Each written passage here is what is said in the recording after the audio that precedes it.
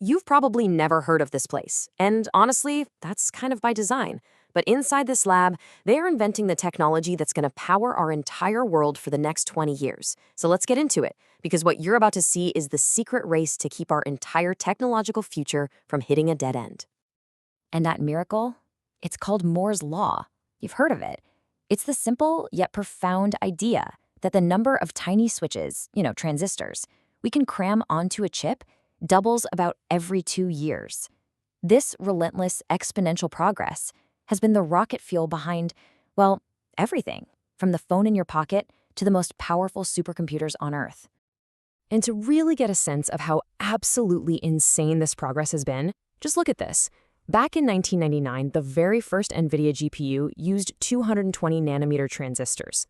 Fast forward to today, and their brand new Rubin GPU is being built on a 3 nanometer process. In just a quarter of a century, we've shrunk these things by more than 70 times. That's not 70%, that's 70 times smaller.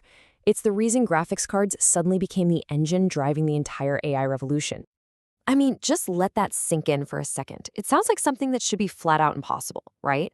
And yet, year after year, like clockwork, chips just kept getting smaller, faster, and more powerful. We've gotten to a point where the scale is so tiny, it almost doesn't feel real anymore. Well, here's the uncomfortable truth that no one really likes to talk about. That era, it's ending. We are slamming headfirst into the hard limits of physics. The transistors we're making now are literally just a handful of atoms wide. They're getting unstable, they're generating way too much heat, and if we don't figure out a major breakthrough, and fast, the whole computing revolution just hits a wall. So, at this critical moment, when companies like Apple, NVIDIA, and TSMC are running out of answers, where do they go? You might think Silicon Valley, right? Nope. They turn to a small, quiet town in Belgium called Leuven. This is Imec, and it's one of the most unique places on the planet. Think of it like a Switzerland for chip research. It's neutral ground where the world's biggest rivals, Intel, Samsung, you name it, all come together and collaborate. This is where they can test the truly impossible, bleeding-edge ideas, and solve the fundamental physics problems long before anyone would dare bet billions of dollars to build a factory for them. So the first big problem they tackled was a pretty fundamental one. For decades, chips have been flat, like a single-story city. But we've run out of land. There was only one direction left to build, up. The whole idea of a chip had to be reinvented. For the last decade or so, this little guy was the hero of the story, the FinFET. Just picture a tiny ridge of silicon with a thin fin sticking straight up. It was a workhorse, powering everything from your iPhone to massive AI data centers. But to keep Moore's Law going, that fin had to get thinner and thinner, until it got so skinny it literally started bending and breaking. Its time was up. The solution was one of those brilliantly simple, why didn't I think of that moment? After hitting dead end after dead end, engineers basically asked, what if we just turn it on its side? And that gave us the gate-all-around transistor. Instead of one tall, wobbly fin, you have a stack of thin, horizontal sheets. Think a stack of pancakes instead of a single cracker standing on its edge. Much more stable. And that one clever trick bought the whole industry a few more precious years. But even that was just buying time. They were still running out of real estate on the chip. So Imec took that build-up idea to its logical extreme. They said, hey, when cities run out of space, they build skyscrapers. Why can't we do that with transistors? And this is it, CFET. For the very first time in history, we are literally stacking one whole transistor directly on top of another. We're building chips in 3 dimensions. Okay, so this is where it gets really wild. It's one thing to design these things on a computer, but how in the world do you actually look at something that's hundreds of times smaller than a virus? Well, we're going to take a little trip to the impossibly small. The short answer is you can't use a normal microscope. You can't even use light. Why? Because the wavelength of light itself is just too big, too clumsy.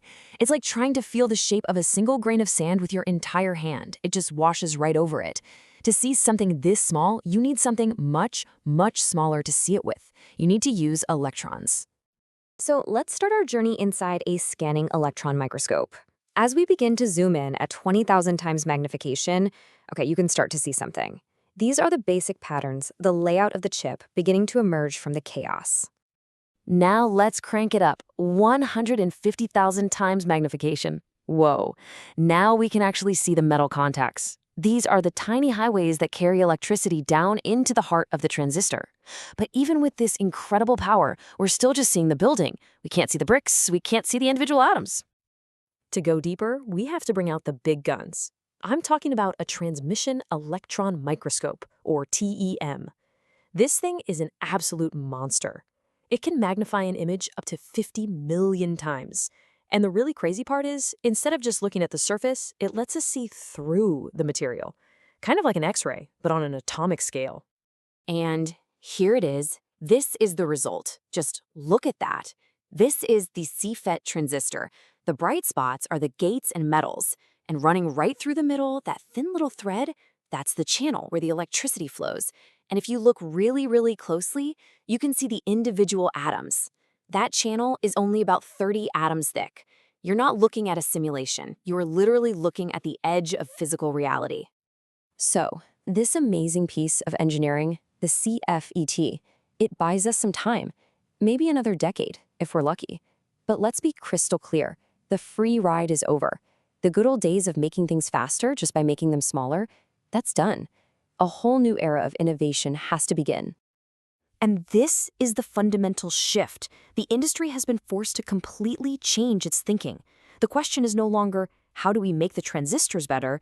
The new question is, if the transistors themselves can't get much better, how do we make the entire system around them smarter and more efficient? This new way of thinking has sparked a ton of creativity. So instead of trying to build one massive, difficult-to-make chip, companies are using chiplets. Think of them like specialized Lego bricks that you can snap together to build a bigger system. They're developing ways to use light to connect these chiplets, which is way faster than old copper wires. And the really futuristic stuff? They're even working on stacking entire silicon wafers to create true 3D cubes of pure computing power. But here's the kicker. After this next generation of chips, the roadmap is completely blank. For the first time in 50 years, there's no obvious next big thing. So Imec is in a mad dash, exploring all these wild parallel paths at once. We're talking about spintronics, which uses the spin of an electron instead of its charge. We're talking about 2D materials like graphene that are just a single atom thick. It's a wide open race, and frankly, nobody knows which of these bets, if any, will actually pay off. So that's where we are. We know one thing for sure. The future isn't flat. It's going to be a 3D skyscraper of computation. But the billion-dollar question, heck, the trillion-dollar question, remains. After we've squeezed every last bit of performance out of silicon, what new material are we going to build our future out of? The answer to that question is being written right now, in that lab in Belgium. And pretty much everything depends on them getting it right.